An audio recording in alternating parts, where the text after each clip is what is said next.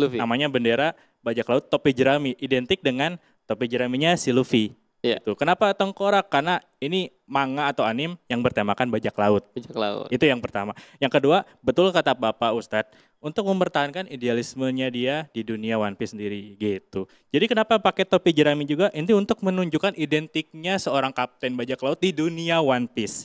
Gitu. Jadi semua di dunia One Piece itu Jolly Roger itu punya identiknya masing-masing, yaitu sang kaptennya sendiri dan Iya. Di negara yang katanya menjunjung tinggi demokrasi, tapi ternyata rakyatnya hidup di bawah tirani. Di negara yang katanya menjunjung tinggi hukum, tapi ternyata rakyatnya hanya bisa maklum. Di negara yang katanya berbudi luhur, tapi pejabatnya suka bikin aturan ngawur. Konten ini gua buat berdasarkan keresahan, di mana akhir-akhir ini gua kadang gedek, geleng-geleng kepala, bahkan tertawa ngakak melihat polemik tentang pengibaran bendera One Piece di Indonesia. Bendera Jolly Roger lambang bajak laut topi jerami menjadi bahan ribut-ribut masyarakat dengan pejabat. Padahal secara aturan hukum formal tidak ada larangan dan sanksi terkait pengibaran bendera dalam tanda kutip bendera One Piece ini. Jika merujuk pada aturan hukum formal seperti UU tentang pengibaran bendera yaitu UU nomor 24 tahun 2009 dalam pasal 21 ayat 1. Dalam hal bendera negara dipasang bersama dengan bendera atau panji organisasi, bendera negara ditempatkan dengan ketentuan A. Apabila ada sebuah bendera atau panji organisasi, bendera negara dipasang di sebelah kanan. B. Apabila ada dua atau lebih bendera atau panji organisasi dipasang dalam satu baris, bendera negara ditempatkan di depan baris bendera atau panji organisasi di posisi tengah. C. Apabila bendera negara di bawah dengan tiang bersama dengan bendera atau panji organisasi dalam pawai atau dipel, bendera negara dibawa di depan rombongan. Dan D. Bendera negara tidak dipasang bersilang dengan bendera atau panji organisasi. Lalu ayat 2. Bendera negara sebagaimana dimaksud pada ayat 1 dibuat lebih besar dan dipasang lebih tinggi daripada bendera panji organisasi. Lalu pada pasal 24. Setiap orang dilarang A. Menginjak, membakar, atau melakukan perbuatan lain dengan maksud menodai, menghina, atau merendahkan kehormatan bendera negara. B.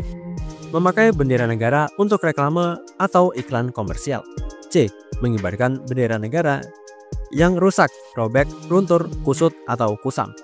D. Mencetak, menyulam, dan menulis huruf, angka, gambar, atau tanda lain dan memasang lencana atau benda apapun pada bendera negara.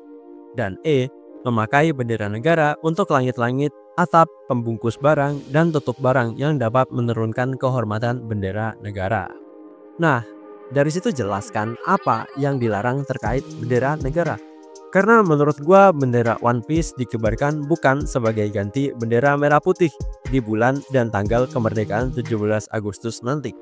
Lebih kepada simbol protes, kekecewaan, dan keresahan kepada pejabat yang kelap kali membuat gaduh dengan kebijakan dan statement kocaknya. Sebenarnya pengibaran bendera One Piece ini sah saja dilakukan dan tidak ada dampak hukum atau pidananya cuy.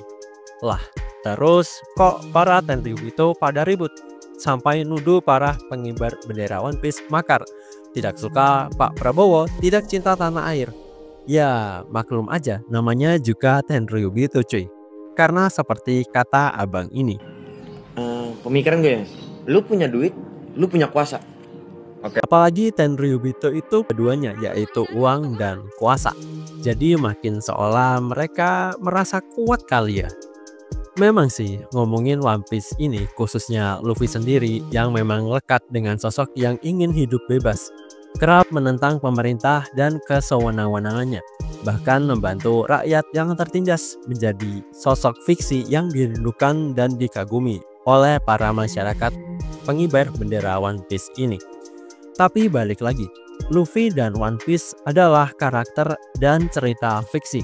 Pejabat yang katanya cerdas harusnya nggak usah terlalu baper lah sampai melakukan tindakan represif. Oke, sekian dulu cerita tentang keresahan gua ini. Jangan lupa like, komen, dan subscribe channel Wibu juga sana kita ya. Thank you.